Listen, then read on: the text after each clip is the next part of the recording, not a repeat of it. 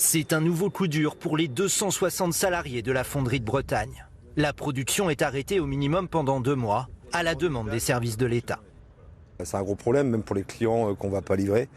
Il y a beaucoup de questions en suspens. C'est un coup dur, encore une fois de plus. Là, les salariés, ils n'avaient pas bossé depuis le 27 novembre. Ils ont bossé une journée. Et il y a eu l'incendie direct derrière. Et là, on leur dit qu'ils ne reprennent pas avant début avril. Donc c'est très très compliqué. Depuis l'incendie du 20 janvier dernier, les 4 fours sont inutilisables, rendant impossible toute production, notamment celle des fameux corps d'obus pour l'industrie de la défense.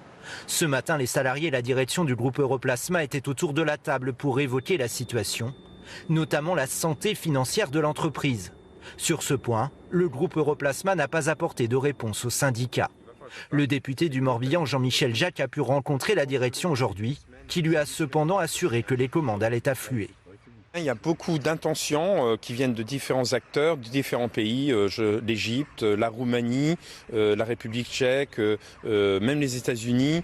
Donc il y a effectivement un marché, il y a des intentions, il y a aussi du ferme.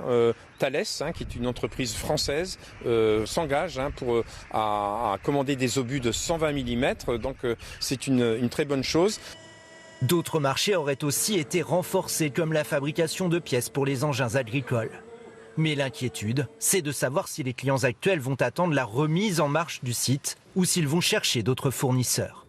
Ce soir, beaucoup de questions restent en effet en suspens, notamment celles qui concernent le salaire des ouvriers. Jusqu'à quand seront-ils payés ?